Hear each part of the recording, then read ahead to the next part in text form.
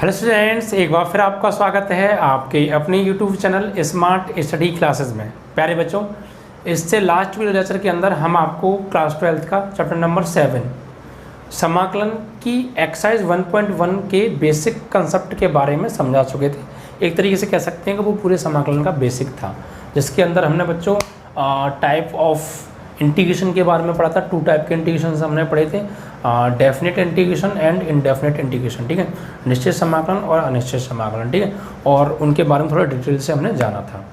आज जो इस वीडियो लेक्चर के अंदर हम बात करने वाले हैं वो उन बेसिक फॉर्मूलों के ऊपर बात करने वाले हैं जो कि शुरुआती एक्सरसाइज में बच्चों यूज होने वाले हैं, ठीक है। और भी कुछ फॉर्मूले रहेंगे, उनको हम आने वाली एक्सरसाइजेज में पढ़ेंगे, ठीक है बच्चों। तो आज इस वीडियो लेक्चर के अंदर हम कुछ बेसिक फॉर्मूलाज के बारे में बात करेंगे जो कि इंटीग्रेशन में यूज होंगे एंड कुछ क्वेश्चंस को भी बच्चों करेंगे, ठीक। तो आइए बच्चों, देखिए बच्चों, मैं फिर एक बार कह दूँ आपको, जिन बच्चों ने बेसिक कंसेप्ट का वीडियो नहीं देखा है समाकलन का, वो पहले जाके बेसिक कंसेप्ट के वीडियोज़ को देखें, क्योंकि आप उसको समझ पाएंगे तभी आप फिर इसको समझ पाएंगे, ठीक है। तो ये तभी आप समझ पाएंगे फॉर्मूलेज भी और क्वेश्चंस भी, तब आप बेसिक कंसेप्ट समझ लेंगे।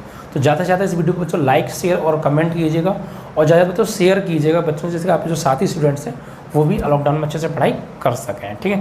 तो बच्चों, आज हम जो बात करने वाले हैं वो समाकलन के सूत्रों के ऊपर बात करने वाले हैं।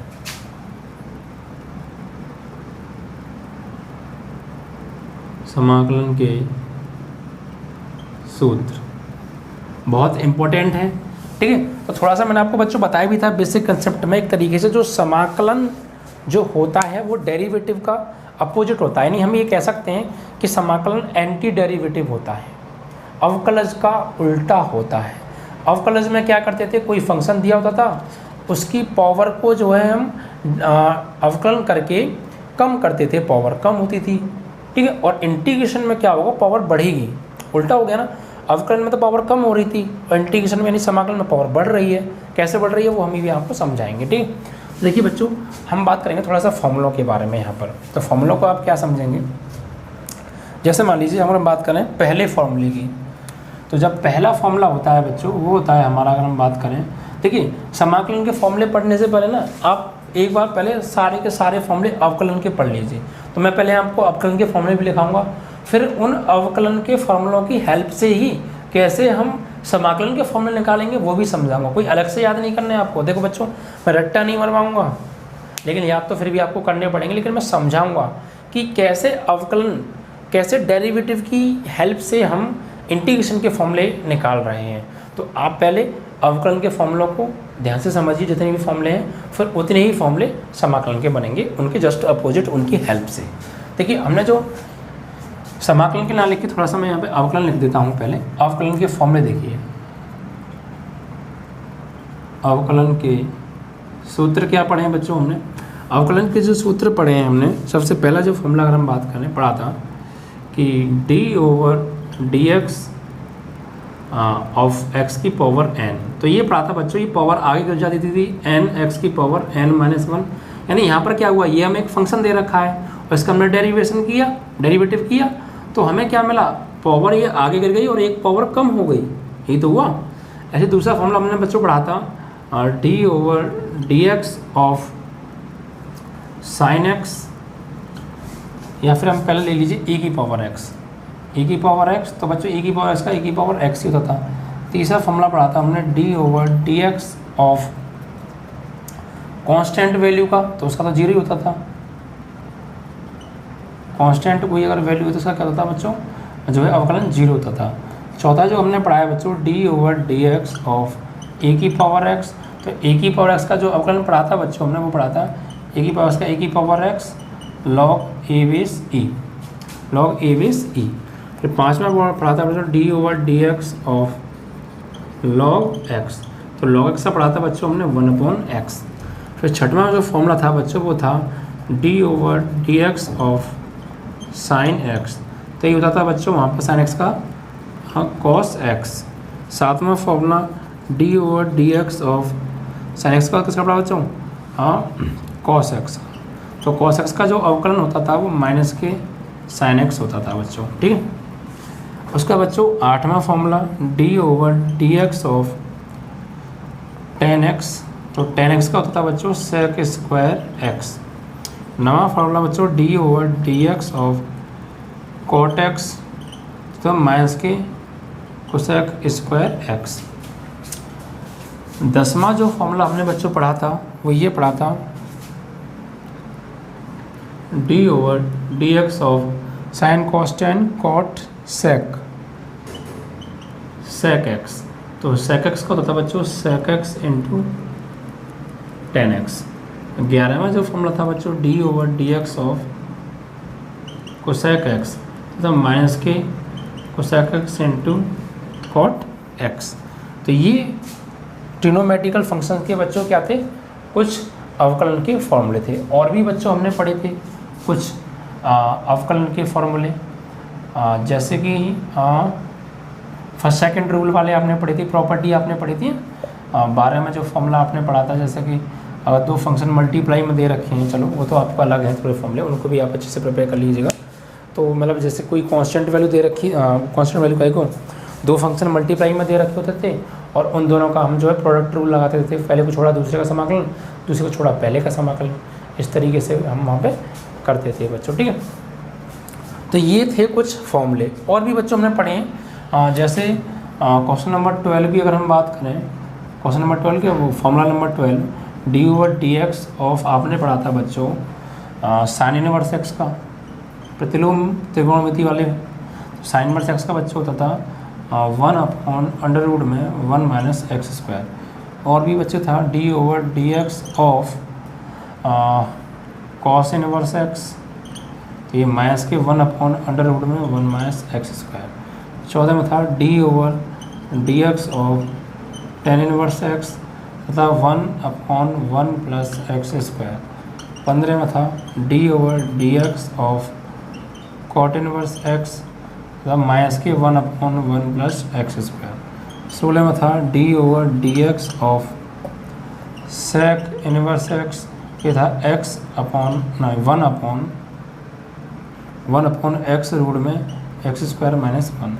17 में था d/dx of cosec inverse x, तो माइनस के 1/x रूट में एक्स स्क्वायर माइनस 1। तो ये वो फॉर्मूले थे बच्चों जो कि हमने अवकलन चैप्टर के अंतर्गत पढ़े थे, जो कि आपको अब अच्छे से याद होनी चाहिए। जो भी बच्चा समाकलन पढ़ना चाहता है, मैं फिर एक बार कह देता हूँ, समाकलन कोई खेल नहीं है जो आपको दिमाग में घुस जाएगा। पढ़ाने की जिम्मेदारी हमारी है, अच्छे से अच्छा हम आपको समझाएंगे, बहुत अच्छी तरीके से क्लियर आपको कराएंगे। जिस तरीके से हमने अवकलन कराया था वैसे समाकलन कराएंगे, आपको कोई क्वेश्चन समस्या नहीं देगा।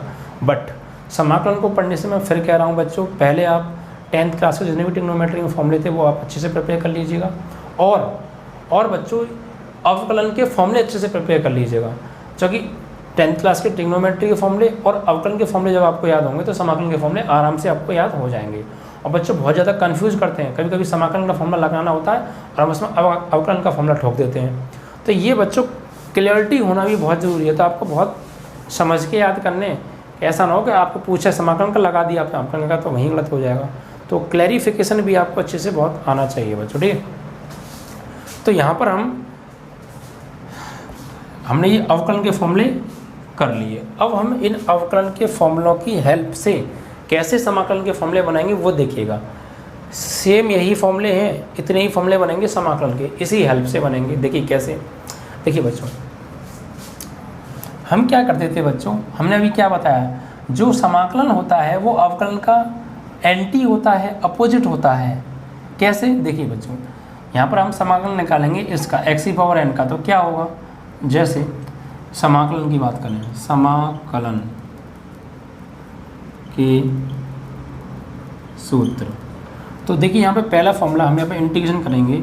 यहाँ पर हम इंटीग्रेशन किसका करेंगे बच्चों, x⁴n का करेंगे, मतलब x⁴n और dx, मतलब ये वो फंक्शन है जिसका कि हम इंटीग्रल कर रहे हैं और ये dx मतलब x के रेस्पेक्ट में करेंगे।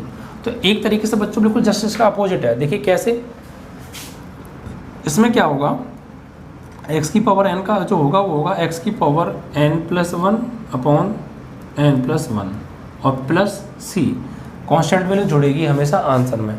अब ये कैसे हो गया, तो देखिए बच्चों यहाँ देखिए आप एक तरीके से, ये क्या हुआ था, यहाँ पर x⁴n का क्या हुआ था, एक पावर कम हुई थी, एक पावर कम हुई थी या नहीं हुई थी? अवकलन जब हमने किया था इसका तो इस फंक्शन की पावर कम हुई थी और यहाँ पर पावर देखिए जुड़ रही है, एक बढ़ रही है, मतलब यहाँ पर n में से एक घटा था और यहाँ n में एक जुड़ रहा है, तो इसका मतलब पावर इसका जस्ट अपोजिट हो गया। अवकलन में घातें घटती हैं और समाकलन में पावर बढ़ती हैं, जस्ट अपोजिट हो गया, नहीं हो गया। और देखिए बच्चों एक तरीके से ये क्या हुआ होगा, ये जो n है ये n नीचे पहुँच गया होगा x की पावर n की, तो ये n पहुँच गया नीचे, तो मान लीजिए n आ गया नीचे, सपोज ये ऐसे हो गया, अभी देखिए ऐसे हो गया, ये जो x की पावर n है ये कहाँ पहुँच गया होगा, नीचे पहुँच गया होगा, तो x की पावर n अपॉन n, और पावर क्या होगी बच्चों, एक बढ़ेगी, यानी +1, यहाँ भी +1, इस तरीके से, और फाइनली लास्ट में c आ गया। ठीक है, यानी इसी से बना, ये चीज़ नीचे गई और पावर एक कम होने की बजाय एक बढ़ गई। ओके, यानी हम ये कह सकते हैं कि ये जो x की पावर n है ये वो फंक्शन है जिसका कि हमें अवकलन करके डेरिवेटिव मिला होगा, ये वो डेरिवेटिव है। इस डेरिवेटिव की हेल्प से हमने वो फंक्शन ज्ञात किया जिसका कि ये क्या था, डेरिवेटिव था, जिसका कि ये डेरिवेटिव था। ठीक है बच्चों, यानी एक तरीके से हम ये कह सकते हैं कि हमारे पास मान लीजिए x की पावर 2 था कोई, तो हमने इसका डेरिवेटिव निकाला, तो x की पावर क्या हो गया होगा, 2x की पावर 2 - 1, यानी 2x की पावर 1 हो गया, ये तो हो गया, और 1 मतलब यहाँ पे n आ गया, तो ये वही डेरिवेटिव तो है जिसकी हेल्प से हम इसे ज्ञात कर रहे हैं। तो 1 में 1 जोड़ेंगे तभी तो ये 2 मिलेगा, तो यहाँ पर 1, यहाँ पे 1 मान लीजिए, यहाँ पर n है, तो 1 में 1 जोड़ेंगे तभी तो इससे पिछले वाला फंक्शन मिलेगा जिसका कि ये डेरिवेटिव है। ठीक है, तो इस तरीके से इसका फॉर्मूला बन गया। अब जैसे दूसरे की बात करें तो यहाँ पर बच्चों यहाँ पर तो ये e की पावर x का जो डेरिवेटिव होता है बच्चों e की पावर x ही होता है, और प्लस c आपको जरूर जोड़ना है आंसर में लास्ट में। तीसरे की बात करें बच्चों कि ये कांस्टेंट का, तो कांस्टेंट का क्या होता था, वहाँ पर कांस्टेंट का अवकलन होता था बच्चों 0, और यहाँ पर होगा बच्चों 1, x होगा। जैसे मान लीजिए कांस्टेंट कोई यहाँ पे 1 है, तो 1 का क्या हो गया बच्चों, 0 हो गया, और यहाँ पर अगर कोई बच्चों मान लीजिए 1 है, तो 1 का जो डेरिवेटिव होगा वो बच्चों क्या होगा, x होगा, x + c। ठीक है, अब बात करें चौथे फॉर्मूले में, तो इंटीग्रेशन a की पावर x का, तो बच्चों a की पावर x का इंटीग्रेशन क्या हुआ होगा, तो देखिए कुछ नहीं, सेम क्या होगा, ये जो है a की पावर x का जब हम इंटीग्रेशन करेंगे तो ये चीज़ कहाँ चली जाएगी बच्चों, अपॉन में चली जाएगी, ये चीज़ अपॉन में चली जाएगी। ठीक है, तो इसका होगा a की पावर x का क्या होगा, a की पावर x, इससे हम इस पर जा रहे हैं, डेरिवेटिव से फंक्शन पे जा रहे हैं, भाई ये फंक्शन ही तो है जिसका हमने डेरिवेटिव किया, और अब डेरिवेटिव से वापस फंक्शन में जा रहे हैं, और किसकी हेल्प से, इंटीग्रेशन की हेल्प से। तो क्या हुआ होगा, a की पावर x का इंटीग्रेशन किया होगा, तो ये a की पावर x तो a की पावर x ही रहा होगा, और ये चीज़ कहाँ चली गई होगी बच्चों, यहाँ इनटू में ना ये डिवाइड में चली गई होगी, यानी log a/e और प्लस c, और यही बच्चों इंटीग्रेशन होता है a की पावर x का, क्या होता है, a की पावर x का a की power x upon log a/c plus c।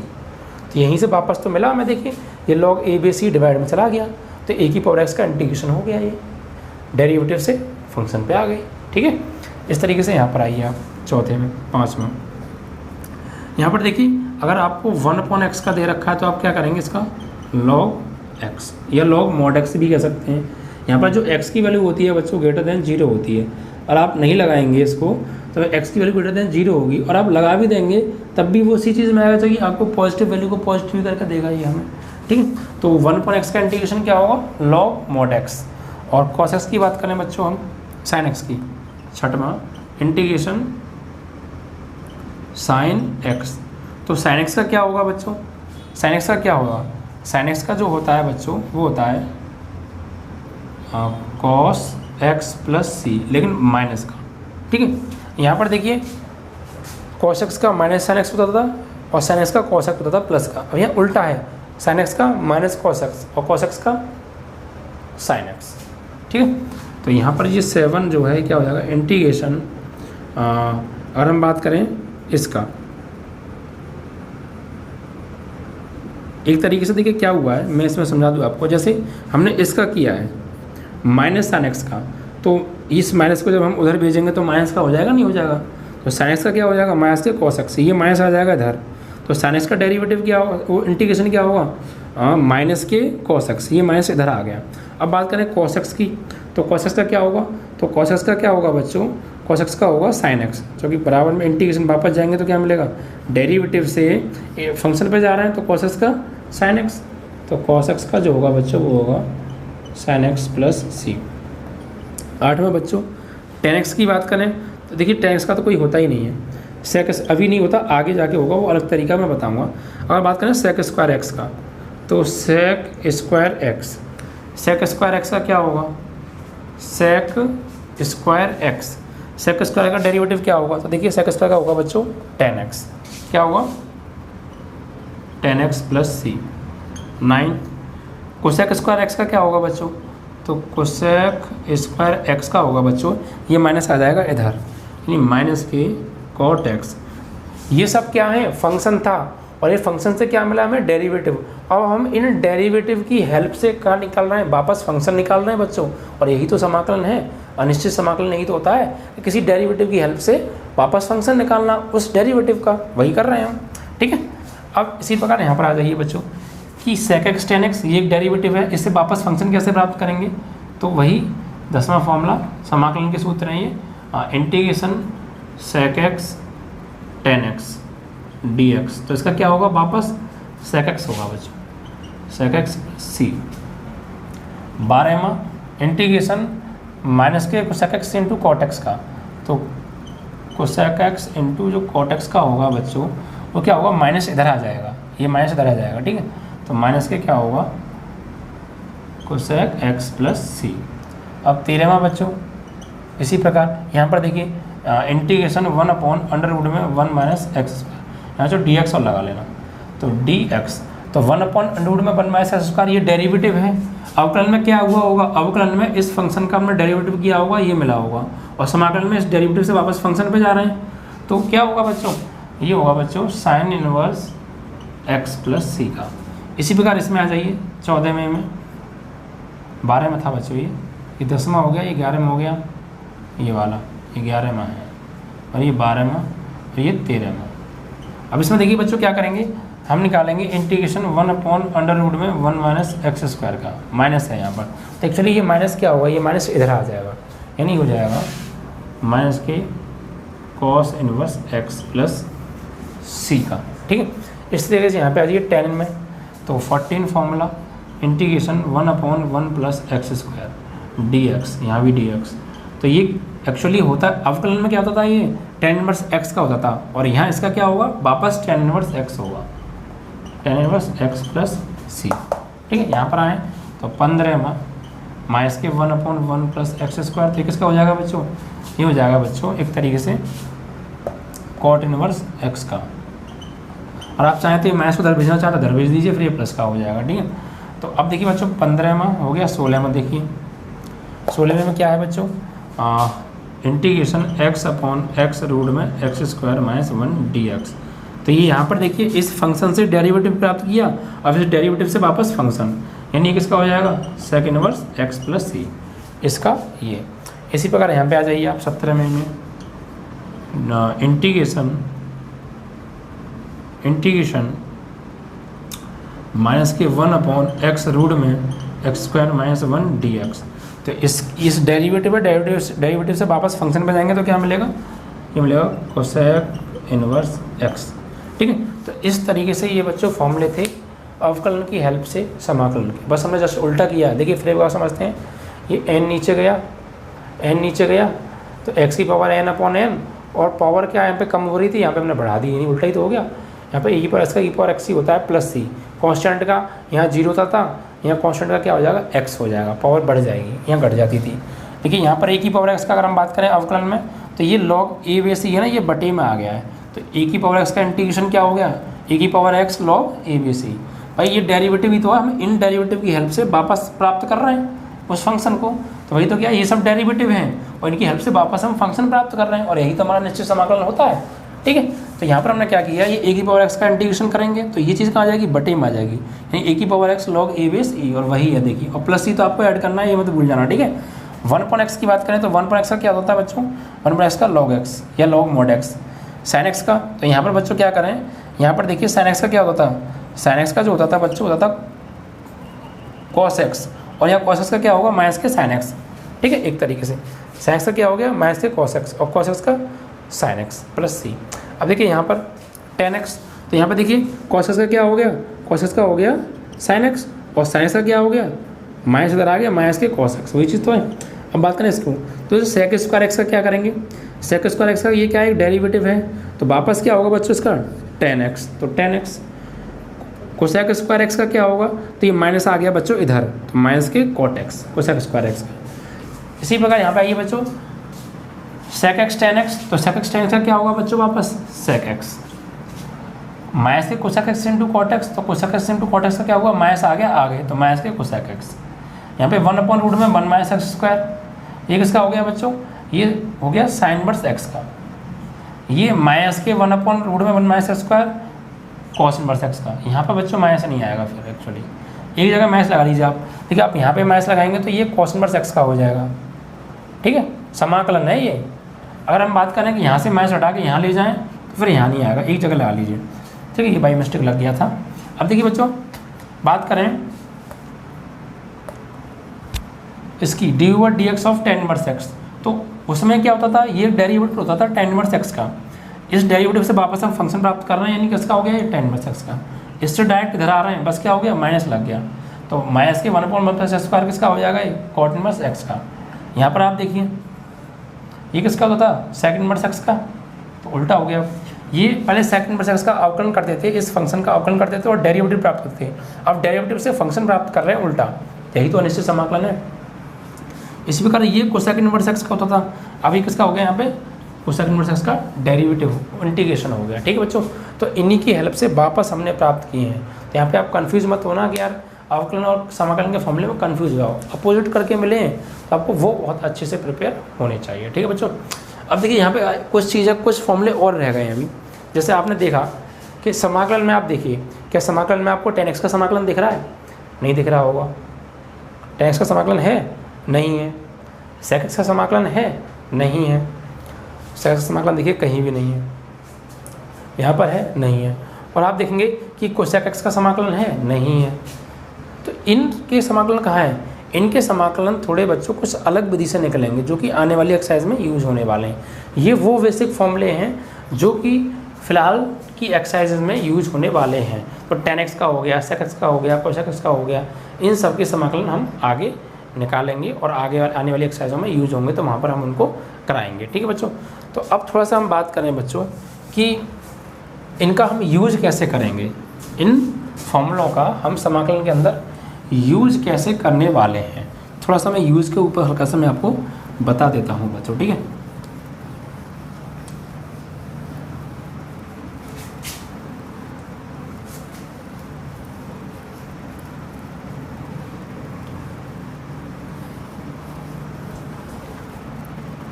जैसे बच्चों मान लीजिए x की पावर 5 है, इसका आप इंटीग्रेशन करना चाहते हैं, तो इसमें कौन सा फॉर्मूला लगेगा, x की पावर n dx वाला, क्या होता है x की पावर n+1/n+1 प्लस c, ये फॉर्मूला यहाँ पर यूज होगा। तो कैसे यूज होगा आइए देखते हैं।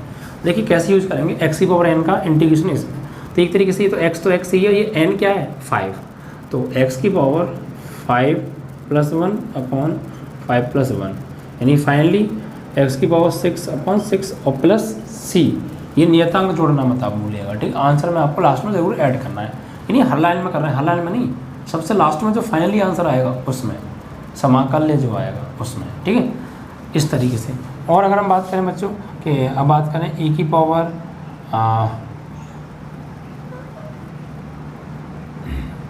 sin 2x की, अगर मैं बात करूँ तो बच्चों sin 2x का क्या होगा, देखिए इसको समझने से पहले एक चीज़ समझिए, जब हम बच्चों अवकलन करते थे जैसे sin 2x का, तो क्या होता था cos 2x, और फिर फंक्शन ऑफ फंक्शन की हेल्प से 2x का दोबारा करते थे, तो यहाँ पे n2 में 2 हो जाता था, मतलब अवकलन में जो भी x का गुणांक होता था, जो भी x का गुणांक होता था उससे गुणा होता था, बट समाकलन में ऐसा नहीं है। समाकलन में जो भी x का गुणांक होगा उससे डिवाइड होगा। कैसे बच्चों, क्योंकि ये तो हो गया डेरिवेटिव, लेकिन हम वापस कर रहे हैं इंटीग्रेशन, तो कैसे, तो ये 2 का चला जाएगा बच्चों अपॉन में, यानी अगर हम cos 2x का करेंगे बच्चों वापस, ये फंक्शन से डेरिवेटिव पे आए और हम डेरिवेटिव से वापस फंक्शन पे जाना चाहते हैं, तो कैसे जाएंगे, cos 2x का क्या होगा बच्चों, इंटीग्रेशन होगा cos 2x का sin 2x, हमला है या नहीं है, cos 2x, cos x का क्या होता है बच्चों, cos x का होता है, वो मैंने मिटा दिया, यहाँ पे देख लेना आप, cos x का होता था sin x, और फिर जो x का गुणांक है ये डिवाइड में आ जाता है। कैसे? ये जो 2 यहाँ पे गुणा में होगा ये डिवाइड में तो आ गया होगा, तो sin 2x/2, तो इससे वापस फंक्शन पे ही तो आए हम। ठीक है, तो ये बात विशेष ध्यान रखिएगा कि अवकलन में x के गुणांक से गुणा होता था और समाकलन में x के गुणांक से भाग होता है। तो यहाँ पर अगर हम बात करें sin 2x का, तो क्या होगा? sin 2x का होगा बच्चों माइनस के cos 2x, और फिर जो x फंक्शन ऑफ फंक्शन से इंटीग्रेशन से यहाँ पे x का गुणांक क्या है 2, तो 2 से क्या हो जाएगा भाग और प्लस c। इस तरीके से हम समाकलन करेंगे। यानी हम चाहें तो 2 फॉर्मूले और बढ़ा सकते हैं। किस तरीके से? इस तरीके से कि d ओवर इसमें समाकलन में बढ़ाने की कह रहा हूँ मैं, समाकलन के फॉर्मूले बढ़ा सकता हूँ मैं यहाँ पे 17 तक तो हो गए। 18वां इंटीग्रेशन ax प्लस b आप करना चाहते हैं dx, तो क्या करेंगे? ax प्लस b का क्या होगा बच्चों? यानी ax, यानी आप यहाँ पे ऐसे मत करिए, ऐसे करिए साइन ax प्लस b, इसका आप जो है इंटीग्रेशन निकालना चाहते हैं तो कैसे निकालेंगे? तो साइन ये तो अपने आप में कॉन्स्टेंट मान लीजिए अभी फ़िलहाल, तो साइन x का क्या होता है माइनस के कॉस, और x की जगह क्या है ax प्लस b, और साथ में ही x का गुणांक क्या है बच्चों a, तो a से क्या हो जाएगा भाग हो जाएगा, और फाइनली प्लस c ऐड हो जाएगा। इसी प्रकार एक और हो सकता है बच्चों cos ax प्लस b, तो इसका भी क्या होगा?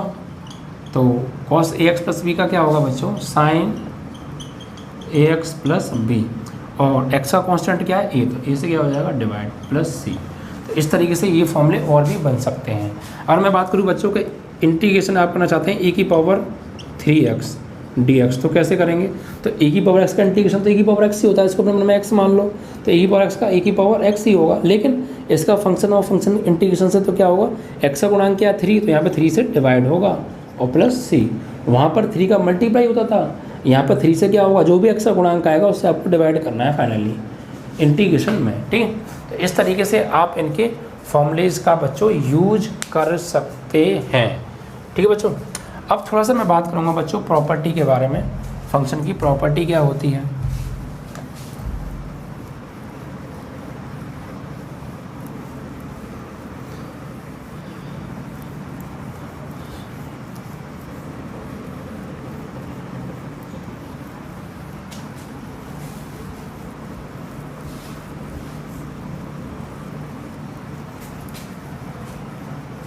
देखिए,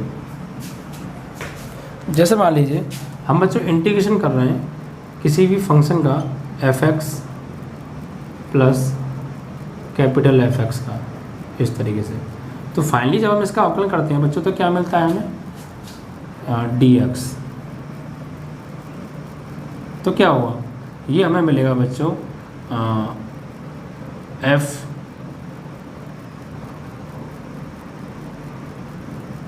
इसका अलग कर देंगे, इसका अलग कर देंगे, यानी f(x) प्लस c, और यहाँ पे कैपिटल F(x) प्लस c। या फिर बच्चों एक तरीके से मैं दोनों का हम अलग अलग करेंगे, और अलग अलग करके फाइनली जो आंसर आएगा उसमें हम क्या करेंगे? उसमें हम c को ऐड करेंगे। जैसे बच्चों एग्जांपल में आपको समझाऊं कि आप इंटीग्रेशन करना चाहते हैं sin x plus cos x dx, तो क्या करेंगे? sin x का करेंगे तो क्या होगा बच्चों? माइनस के cos x, और cos का करेंगे तो बच्चों sin x, और फाइनली जो रिजल्ट आएगा उसमें आप c को ऐड करेंगे फाइनली आंसर में जाके। ठीक है, अगर बच्चों एक प्रॉपर्टी ये भी है कि अगर आप किसी sin x का मान लीजिए इंटीग्रेशन कर रहे हैं और इसमें कांस्टेंट वैल्यू है कोई k, तो इसमें k बाहर आ जाता है और फिर जो है sin x का होता है इंटीग्रेशन। ठीक है, मतलब ये तो अवकलन में भी ऐसे होता था, कांस्टेंट वैल्यू साइड में आ जाती थी फिर उसका अवकलन करते थे। समाकलन में भी ऐसी होगा, कांस्टेंट वैल्यू साइड में आ जाएगी उसका हम अवकलन करेंगे। ठीक है, तो इतना था बच्चों, ये था बिल्कुल बेसिक कंसेप्ट, यानी फॉर्मूले थे बच्चों एक तरीके से आपके समाकलन के, जो कि आपने अच्छे से समझ लिए होंगे। ठीक है बच्चों, समाकलन के। अब आते हैं हम एक्सरसाइज के ऊपर, क्या सवाल हैं एक्सरसाइज के अंदर उनका अब हम यहाँ पे समाकलन करेंगे बच्चों। तो पहले फॉर्मूलों को याद करिएगा, बेसिक कंसेप्ट देखिएगा, उसके बाद सवाल करिएगा। बहुत इंपॉर्टेंट टॉपिक है बच्चों इंटर के लिए, इसको आप अच्छे से प्रिपेयर कर लेना। ठीक है, चलिए अब कुछ क्वेश्चंस उठाते हैं। जो है समाकलन के। ठीक है, देखिए समाकलन के क्वेश्चन भी बहुत सिंपल हैं, सेम वैसे ही हैं जैसे आपने किए थे, मतलब जैसे अवकलन में पढ़े ना, सेम ऐसे ही हैं बिल्कुल, कोई खास डिफरेंस नहीं है इनमें। ठीक है, सेम एज इट इज़ वैसे ही क्वेश्चंस हैं। ओके, बस आपको समझना ध्यान से है, और सबसे मेन चीज़ क्या है, फॉर्मूले आपको अच्छे से प्रिपेयर कर लेने हैं बच्चों। ठीक है, आप फॉर्मूले अच्छे से प्रिपेयर कर लेंगे तो फिर आपको मैं गारंटी देता हूँ किसी सवाल में कोई समस्या नहीं आएगी। तो देखिए, हो सकता है किसी के पास दूसरी बुक हो एनसीईआरटी की, तो कहीं कहीं तो देखिए एनसीईआरटी एक ही बुक के अंदर कंबाइंड है, कहीं कहीं अलग अलग भाग बना दिए। तो आज से आपका दूसरा भाग स्टार्ट हो रहा है, समाकलन दूसरे पार्ट में है एनसीईआरटी के में। ठीक है,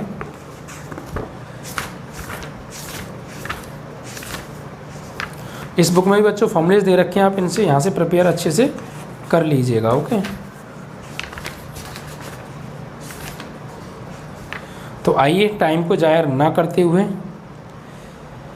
इनका हम जो है अवकलन वो समाकलन करते हैं।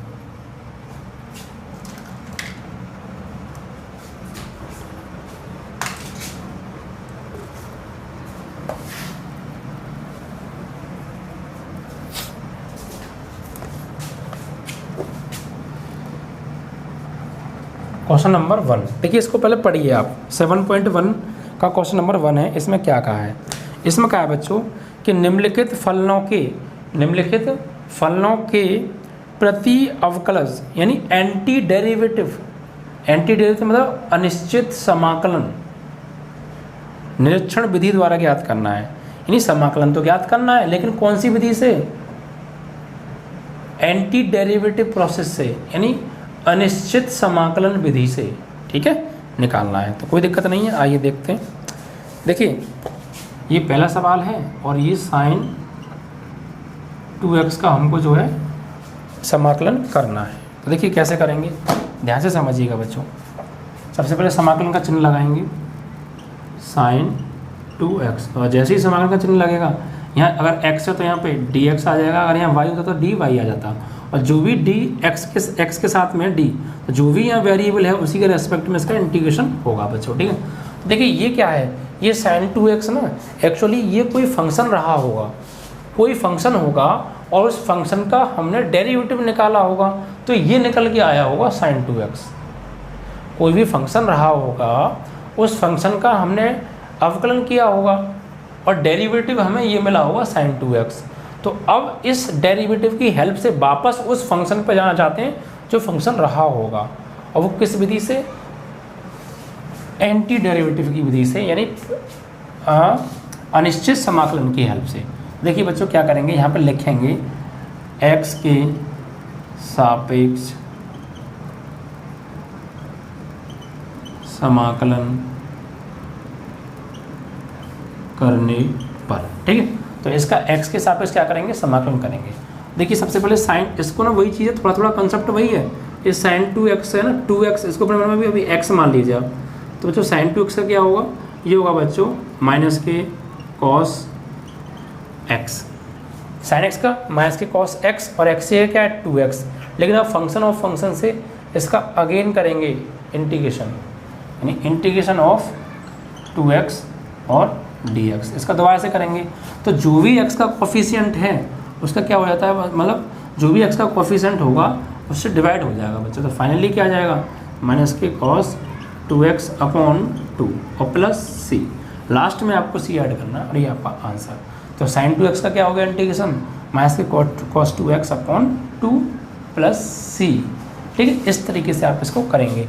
फाइनली इसको अपने मन में x मानेंगे, sin x का cos x, और फिर जो भी x का गुणांक है उससे क्या कर दे देंगे, डिवाइड दे देंगे, और प्लस c ऐड कर देंगे लास्ट में। यानी आप यहाँ भी c कर रहे हैं, यहाँ भी c ऐड, फाइनली लास्ट में आप एक बार ऐड कर दीजिए c। ठीक है, ओके। तो इस तरीके से ये पहला सवाल आपका हो गया बच्चों। अब देखिए बात करते हैं दूसरे सवाल के बारे में।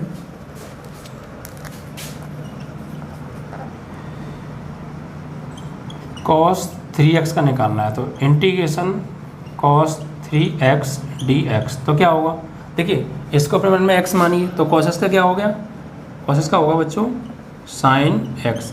अब समाकलन अवकलन नहीं पढ़ रहे हैं आप, cos x का मैं पूछूँ आप माइनस के sin x बोल दो, नहीं, यही तो कह रहा हूँ, कंफ्यूज मत होना, समझ के याद करना दोनों फॉर्मूलों में कंपैरिजन क्या है, डिफरेंस क्या है, उस चीज़ को आप ध्यान रखिएगा। तो cos 3x का होगा माइनस के cos 3x का होगा sin 3x। तो भाई cos x का sin x, बट यहाँ 3x है तो यहाँ भी क्या आ जाएगा 3x, और जो भी x का कोफिशिएंट है उससे क्या हो जाएगा डिवाइड और प्लस c आंसर। इस तरीके से क्वेश्चन नंबर 3 को देखते हैं बच्चों। e की पावर 2x, तो e की पावर 2x का करेंगे बच्चों, तो इंटीग्रेशन e की पावर 2x dx। तो यहाँ पे वही लिखेंगे x के सापेक्ष अवकलन करने पर। ये क्या है, ये एक डेरिवेटिव है, और इस डेरिवेटिव का कोई ना कोई फंक्शन ज़रूर रहा होगा जिसका अवकलन करने पर हमें ये मिला होगा। तो वो फंक्शन क्या है, वो फंक्शन ही तो हम ज्ञात कर रहे हैं। तो e की पावर 2x का क्या होगा बच्चों, e की पावर 2x का होगा e की पावर 2x, और फिर यहाँ पर x का गुणांक क्या है 2, तो 2 से क्या दे देंगे डिवाइड और प्लस c। ठीक है, ये चीज़। अब देखिए क्वेश्चन नंबर 3 हो गया आपका। अब क्वेश्चन नंबर 4 की बात करते हैं। 4 में क्या दिया है, तो ये 4 में हमें दे रखा है ax प्लस b का होल स्क्वायर। ठीक है, तो यहाँ पर आप क्या करिए सबसे पहले, तो यहाँ इसको ना थोड़ा सा सॉल्व कर लीजिए बच्चों। तो a प्लस बी का होल स्क्वायर खोल दीजिए, तो a का स्क्वायर प्लस b का square plus 2a into B. तो फाइनली क्या मिलेगा, ये a square x square plus B square plus 2ab(x). अब इसका हम क्या करने वाले हैं बच्चों, इंटीग्रेशन। तो इंटीग्रेशन करेंगे a square x plus a square x square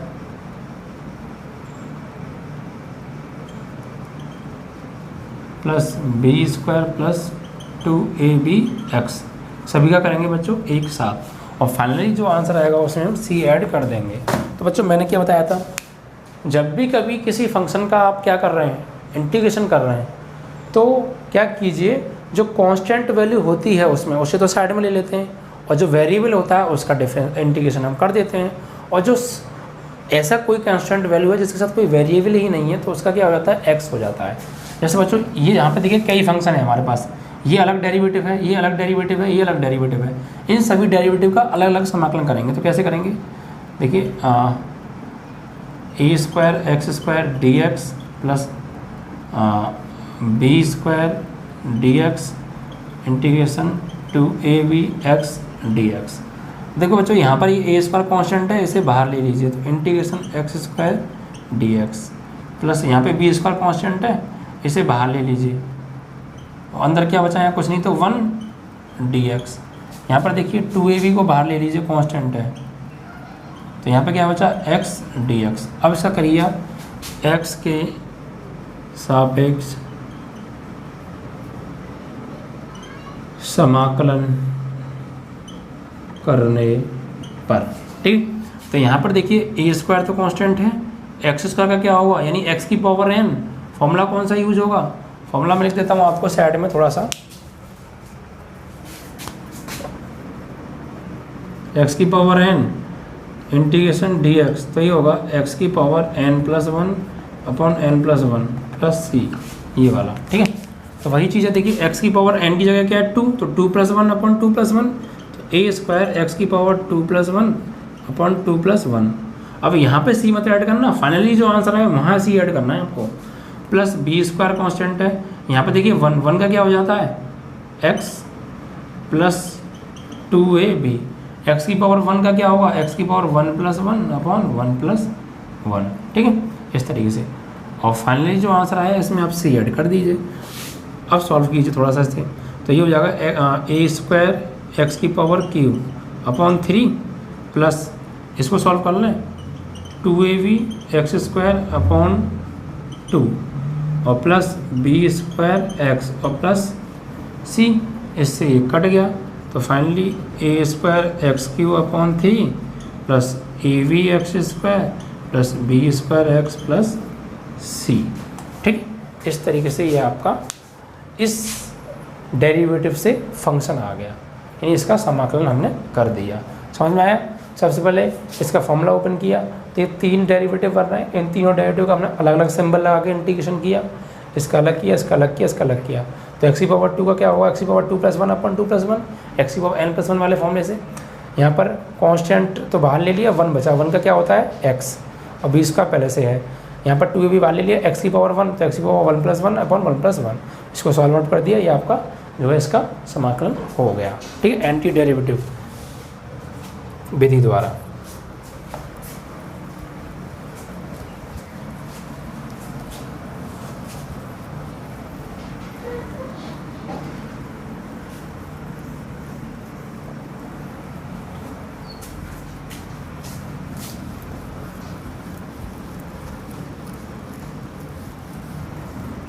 अब देखिए नेक्स्ट क्वेश्चन की ओर देखते हैं।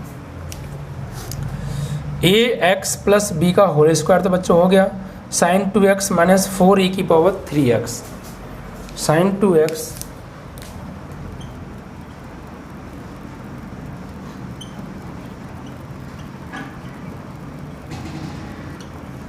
इसका निकालना है। ठीक है, ये 5वां आपका सवाल है। ठीक है, 5वें तो सवाल है ये, यस 5वां, sin 2x - 4e की पावर 3x। अब देखिए बच्चों, इसका हमें इंटीग्रेशन करना है तो कैसे करेंगे। तो सबसे पहले वही इंटीग्रेशन का साइन लगाएंगे, sin 2x - 4e की पावर 3x और पूरे का इंटीग्रेशन। अब इसका अलग अलग कर दीजिए, तो यहाँ पर देखिए sin 2x dx इसका अलग होगा इंटीग्रेशन, 4 तो कांस्टेंट है, 4 को बाहर ले लें, e की पावर 3x dx इसका अलग होगा। तो करिए, x के सापेक्ष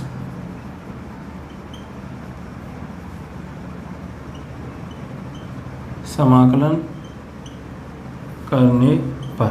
ठीक, देखिए sin 2x का समाकलन क्या होता है, अवकलन क्या होता है sin 2x का cos x, बट अब इसका होगा -k cos x, उल्टा हो जाएगा, ये डेरिवेटिव से फंक्शन में जा रहे हैं, तो ये हो जाएगा -k cos 2x, और फिर 2x का करेंगे तो फंक्शन ऑफ फंक्शन से x का गुणांक जो भी होता है डिवाइड में आ जाता है समाकलन में, तो 2 आ गया डिवाइड में, फिर -4 तो कांस्टेंट है, यहाँ e की पावर 3x का क्या होगा बच्चों, e की पावर 3x का e की पावर 3x ही होता है, और फिर x का गुणांक क्या 3, वो डिवाइड में आ जाएगा, और फिर फाइनली c। तो यही आपका आंसर है। एक तरीके से आप ऐसे भी लिख सकते हैं, -k cos 2x / 2 -4/3 e की पावर 3x + c। ठीक है, इस तरीके से इसका इंटीग्रेशन हो गया। तो ये था बच्चों 5 तक के क्वेश्चन, जिनका कि आपको प्रति अवकलज यानी एंटी डेरिवेटिव निरीक्षण विधि द्वारा ज्ञात करना था। ठीक है, अब बात करेंगे बच्चों निम्नलिखित के समाकलन ज्ञात कीजिए, यानी यहाँ पर भी समाकलन ज्ञात करने, 6वां प्रश्न है।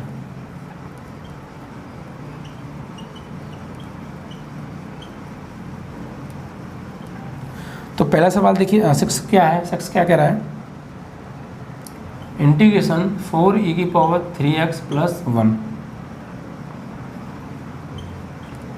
ये भी सवाल बिल्कुल ऐसे ही बच्चों, अंतर क्या, अंतर को आप समझिए। यहाँ पर सिर्फ हमें डेरिवेटिव दिया था और हमने सिंबल खुद लगाया था, यहाँ हमें डेरिवेटिव दिया डायरेक्ट सिंबल लगा के, यानी इंटीग्रेशन का साइन लगा के, बस इसका अब हमें सीधे सीधे इंटीग्रेशन कर देना है। देखिए बच्चों वही चीज़, 2 फंक्शन है, दोनों का अलग कीजिए, 2 डेरिवेटिव है ना, तो ये हो जाएगा 4e की पावर 3x dx अलग और +1। देखिए एक चीज़ मैं बता दूँ आपको, इसका अलग कीजिए आप, तो ये 4 तो कांस्टेंट है, इसे बाहर ले लीजिएगा, और e की पावर 3x और dx। तो यहाँ पर आप देखेंगे तो इंटीग्रेशन 1 dx, देखिए 4 तो कांस्टेंट है, e की पावर 3x का क्या होगा, e की पावर 3x, और x का गुणांक क्या 3, इससे क्या हो जाएगा भाग, फिर +1 का क्या होता है बच्चों x, और फाइनली +c। तो यही आपका आंसर। ठीक है, इस तरीके से क्वेश्चन नंबर 6 भी आपका बच्चों कंप्लीट हुआ। अब देखिए क्वेश्चन नंबर 7 की ओर देखते हैं। Integration x² 1 - 1/x² dx। ठीक है, देखिए यहाँ पे क्या करिए आप, यहाँ पे ना आप इसका पहले अंदर मल्टीप्लाई कर लीजिए, तो x² का 1 में करेंगे तो x² - x² का ऊपर 1 में करेंगे तो x² और dx, तो इससे ये कट गया, तो x² - 1 dx। अब इसका आप करिए इंटीग्रेशन, तो x² का तो अलग करिए और -1 का अलग करिए, तो x² का क्या होगा x की पावर n, तो वही x की पावर 2+1/2+1 और ये कांस्टेंट है 1, 1 का क्या हो जाएगा x और फाइनली प्लस c। ये c लगाना मत भूलिएगा बच्चों, नहीं तो गलत हो जाएगा। ठीक है, इसके बाद आइए देखते हैं नेक्स्ट क्वेश्चन की ओर। क्वेश्चन नंबर है 8। इंटीग्रेशन ax² + bx + c और ये dx। देखिए यहाँ पे क्या करेंगे, यहाँ पे 3 डेरिवेटिव दे रखे हैं, इनका अलग अलग कीजिए आप। तो यानी कि ax² का dx अलग, bx का dx अलग, c का dx अलग। अब बच्चों इसमें कांस्टेंट वैल्यू है ना, बाहर ले लीजिए। तो a कांस्टेंट है, ये x² dx, यहाँ b कांस्टेंट है x dx और यहाँ c कांस्टेंट है तो 1 बचा dx। देखिए ये तो कांस्टेंट है, x⁻2 का क्या होगा, x⁻2+1/2+1 प्लस b कांस्टेंट है, x⁻1 का क्या होगा, x⁻1+1/1+1 प्लस c, इसका क्या हो गया 0। तो यहाँ पे हो गया x की पावर, ये a तो है x⁻3, तो a x⁻3/3 plus b x⁻2/2, ये क्या हो गया 0।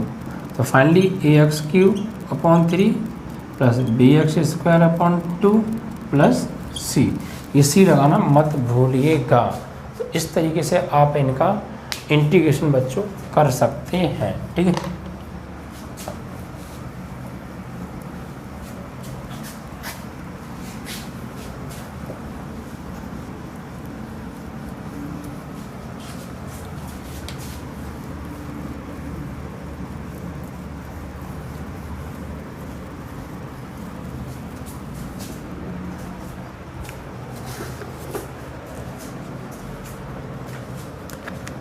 अब देखिए क्वेश्चन नंबर 9 को देखते हैं बच्चों।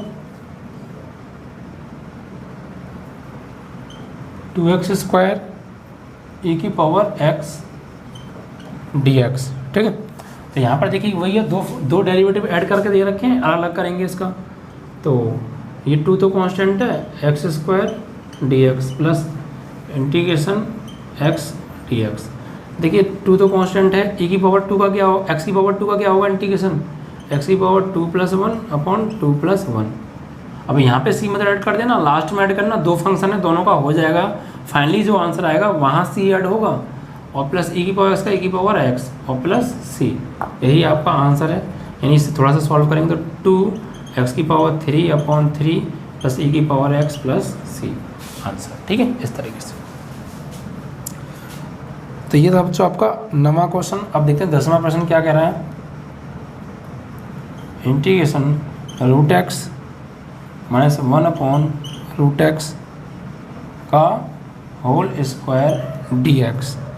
अब देखिए बच्चों यहाँ पर क्या करेंगे आप, यहाँ पे सबसे पहले आप इसका फॉर्मूला ओपन कीजिए, a - b का होल स्क्वायर। तो ये a का स्क्वायर प्लस b का स्क्वायर माइनस 2ab। ठीक है, इनका हमने अलग से ये सबका फॉर्मूला खोल दिया और ये फाइनली dx। अब इनका और सॉल्व कीजिए, अभी इनको तो स्क्वायर से रूट कट जाएगा, तो x इससे ये कट गया तो 1/x और इससे ये कट गया तो -2 और ये dx। अभी देखिए वही 3 डेरिवेटिव बन गए, इनका अलग अलग कीजिए आप। तो ये हो गया आपका x dx plus 1/x integration 1/x dx minus 2 तो कांस्टेंट है, इसे बाहर लीजिए इंटीग्रेशन 1 dx। ठीक है, तो x की पावर 1 है, x की पावर 1 का क्या होगा, x की पावर 1+1/1+1। यहाँ पे 1/x का क्या होता है, log x या log mod x, एक ही बात है, log mod x। और यहाँ पे 2 x का क्या, 1 का क्या हो गया x। तो फाइनली यही x की power 2/2 plus log mod x minus 2x answer. चाहे तो आप यहाँ एलसीएम भी ले सकते हैं। तो अच्छा, इस तरीके से ये क्वेश्चन नंबर 10 आपका समाप्त हो गया। ठीक है, अब देखिए आगे आते हैं।